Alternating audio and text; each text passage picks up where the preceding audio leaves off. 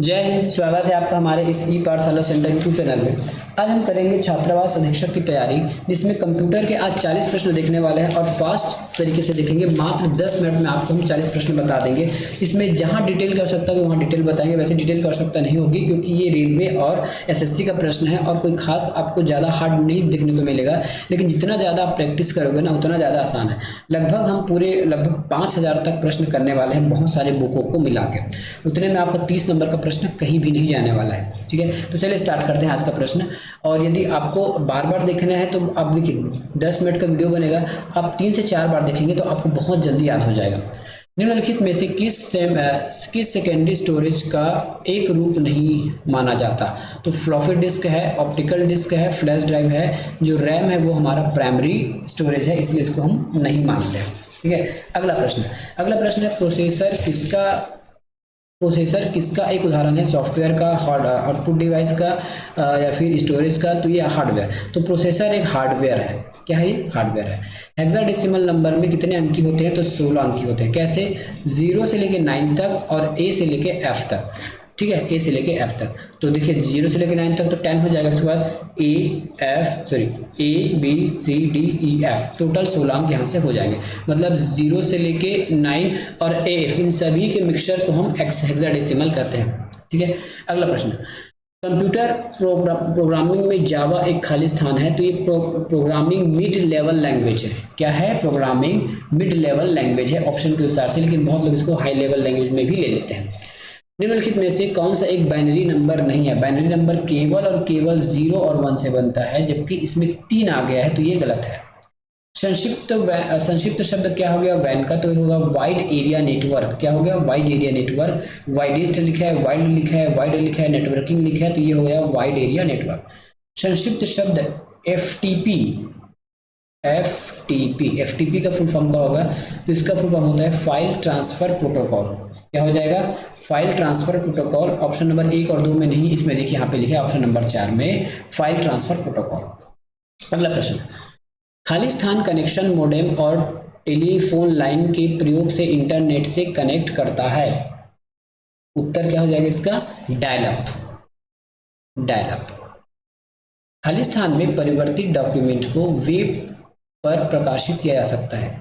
इसमें परिवर्तित तो HTML में परिवर्तित। ठीक है, क्या होगा इसको आंसर?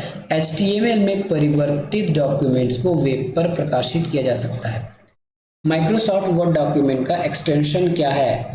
TXT, PPT, DOC या फिर एक्सेल? तो ये हो जाएगा आपका DOC।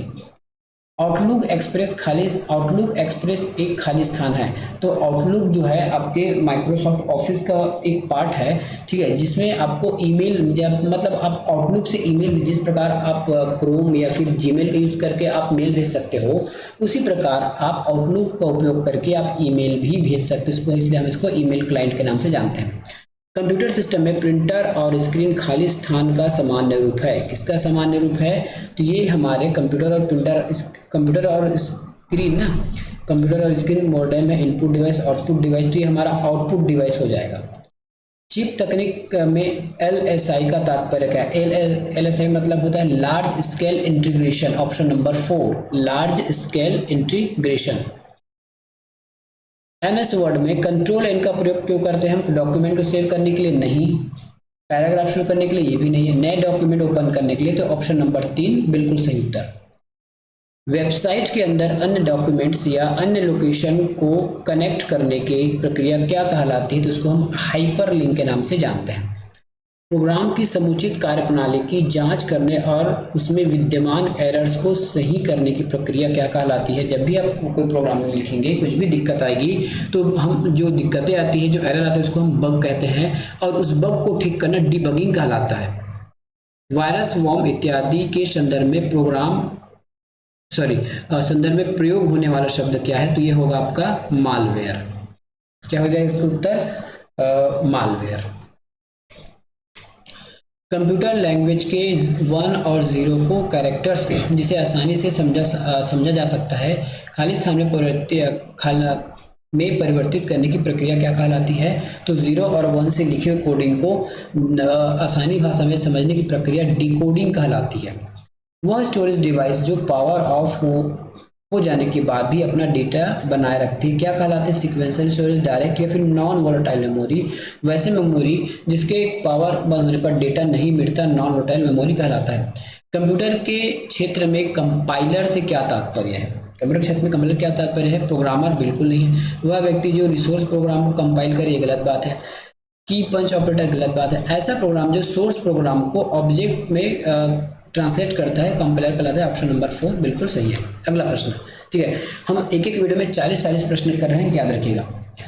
विंडोज विस्टा क्या है? प्रोसेसर है, आउटलुक डिवाइस है, स्टोरेज डिवाइस या फिर ऑपरेटिंग सिस्टम है? तो विंडोज विस्टा जो है आपके ऑपरेटिंग सिस्टम है। निम्नलिखित में से कौन कंप्यूटर के प्रयोग होने वाला ऑपरेटिंग सिस्टम है? तो विंडोज 95 है, विंडोज 2000 है, विंडोज डॉस भी है। तो उपरोक्त में से सभी। कंप्यूटर के क्षेत्र में टीडीपी क्या है? तो इसको बोलते हैं डेस्कटॉप पब्लिशिंग। टीडीपी का फुल फॉर्म है डेस्कटॉप पब्लिशिंग। निम्नलिखित में से कौन सा 1 बिलियन बाइट्स के समान है? तो ये उसको हो जाएगा उत्तर आपका, ठीक है, बिलियन बाइट्स के समान है। तो ये होगा आपका गीगाबाइट, टेराबाइट या फिर किलोबाइट। इसमें से उत्तर कौन सा होगा? ठीक है, इसका उत्तर हो जाएगा ऑप्शन नंबर 3 गीगाबाइट। ठीक है, गीगाबाइट। आप इसको 10 के घात 9 भी लिख सकते हैं। एएलयू और कंट्रोल यूनिट का संयुक्त रूप क्या कहलाता है? इसको संयुक्त रूप को हम सीपीयू के नाम से जानते हैं, क्योंकि सीपीयू में ही एएलयू और क्या रहता है? एएलयू और कंट्रोल यूनिट, और साथ में आपका रहता है मेमोरी या रजिस्टर्स।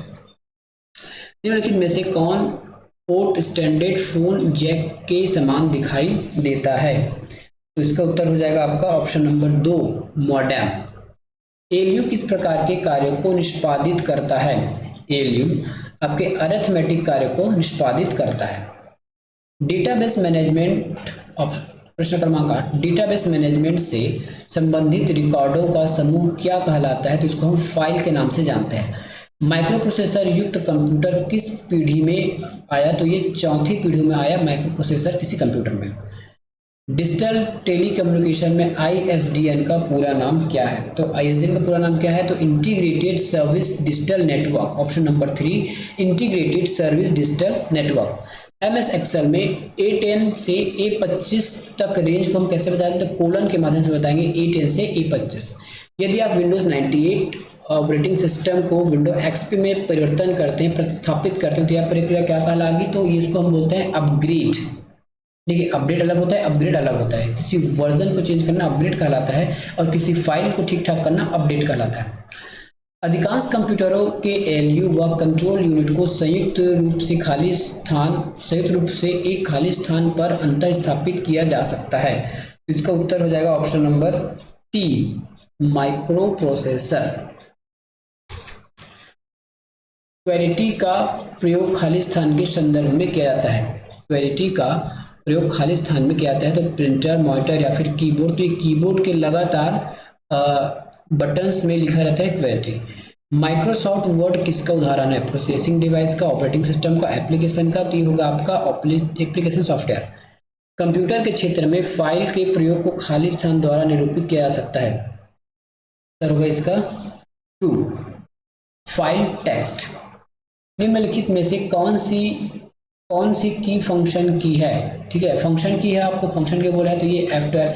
ये होता है आपके F1 से लेके F12 तक होता है, टोटल इसकी संख्या 12 होती है। खाली स्थान कंप्यूटर को लैपटॉप कंप्यूटर के नाम से जाना जाता है, तो ये हो आपका नोटबुक कंप्यूटर।